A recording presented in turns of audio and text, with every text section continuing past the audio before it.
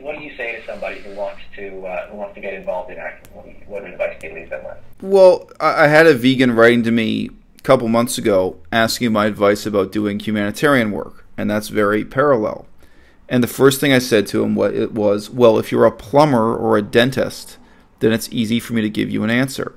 But if you don't now have a specific skilled trade, you've really got to start asking yourself, what do you have to offer, and then training accordingly.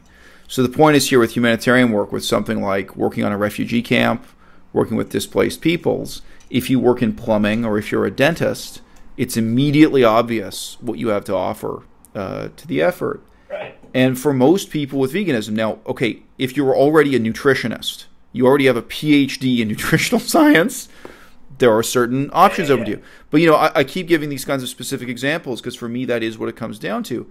What if you're a musician? Well, of course, there's a very obvious road ahead of you linked to being a skilled musician or a professional musician. But for the rest of us, I mean, that's ultimately like it's both the triumph and the tragedy of veganism. Why am I studying baking in college?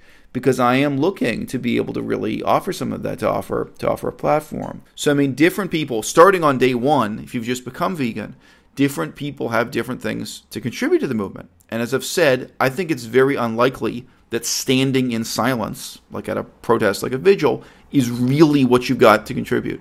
But then over time, when we're looking over the next 5 years, over the next 10 years, you may not be a book publisher now. It's not like, oh, I already own a book publisher. Doesn't take any particular skill. You could get involved with publishing books for veganism. You don't have any particular expertise in animating cartoons, but you realize, hey, you know what? Like the internet, like Netflix, is really hungry for content, animated children's shows. And we can have an animated children's show, and no, not every episode is going to be like a lecture from Gary Yourofsky about veganism.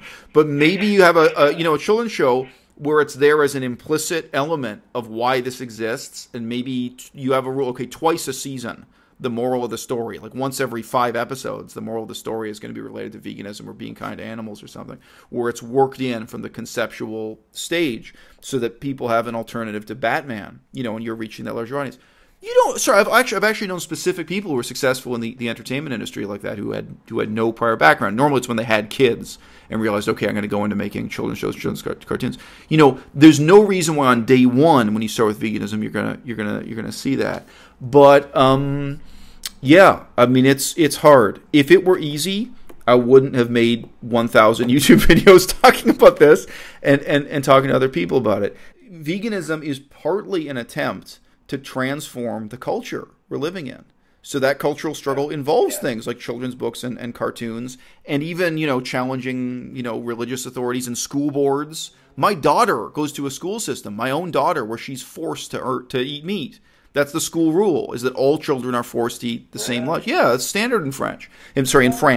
Yeah. It's a big deal. It's a big struggle. And, if you say that you're Hindu or you say that you're Muslim, then they have to make an exception, but they don't recognize veganism as a legitimate reason, and it's a real struggle. So what do you want to do? Do you want to get involved in local politics and do that? Sure, but my point here is it's partly a cultural struggle, a struggle for cultural change, and then it's partly a struggle for political and institutional change, and the two are linked. I mean, these two are inextricable. Like partly, if you're advocating for your own son or daughter in the school system, you want to change the culture and attitudes of the people in the school system, and you're also dealing with real politics and the actual written rules and regulations for how this works. Yeah, and sorry, but I mean I think that does radicalize a lot of vegans.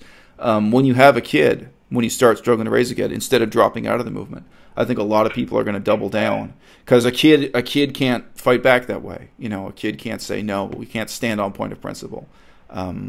So yeah, that's a real question for our future. That's very direct. And the other one I always mentioned, shout out to the geriatrics, shout out to vegans over 80.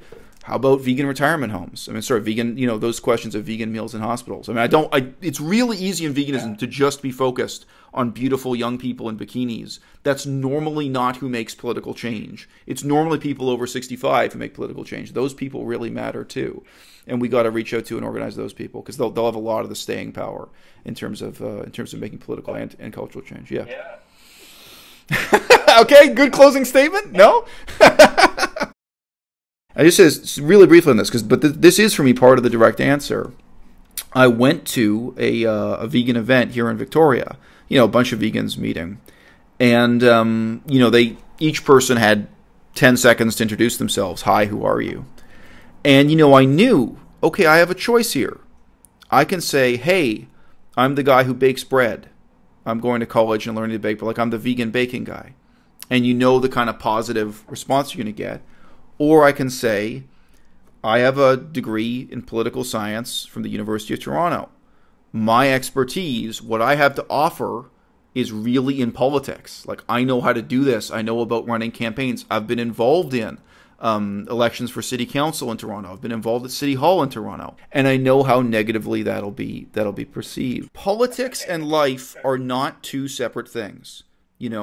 I know a YouTuber, I won't name her just to be polite, and she was that kind of bikini channel. That's what she was about, bikini and Instagram, and I think almost all of her followers were either women who wanted to have a body like her or men who wanted to look at a body like her.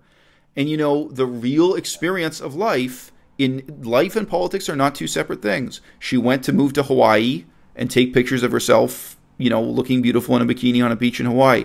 And guess what she found? The political situation in Hawaii, especially for the native people, is really fraught. It's really tense. She gets dragged into politics. And then you're going to react to that one way or the other. Now, this is my point. People in bikinis are people too. I'm not saying they're brainless. I'm not saying anything like that. But I know, it's easy to say, well, someone looks at this and says, I don't know anything about politics. Well, you do now. You went to Hawaii and you found out, you know what I mean? Hawaii's built on genocide. Your turn, your move. It's on you. What do you do from here? Being in Hawaii is beautiful. It's more beautiful than I could ever put into a video, than I could ever put into a caption. That place cannot be embodied through anything that I create. But at the same time, there's so much darkness there that people just aren't aware of, severe racism. The whole time I was there, I just felt like I did not belong fully, which is I understand because you were because I was just those local people have had their land taken from them, and it's being so abused by the tourism industry. And by me being there and by me sharing that I was there, I knew that in a way I was contributing to that. Because how did I find about Hawaii? I found out about Hawaii through social media, and I was just this place means so much to me, and I love this place so much that I can't live there. I know that because by me being there, it's not right. This place doesn't belong to me. I feel like Hawaii is my home. I love that place. It's taught me so much. I literally feel like I was just deprogrammed completely and reborn there. But that's not it. And again, even the example of having a kid, you can have a vegan who's totally politically disengaged and thinks, no, I'm happy. I just have my own little kitchen. I don't get involved in things like that. Now you got a kid and your kid goes to school. So these things will motivate you. They will radicalize you. And the reason is the underlying reality is that life and politics are not two separate things. They're inextricably bound up with one another.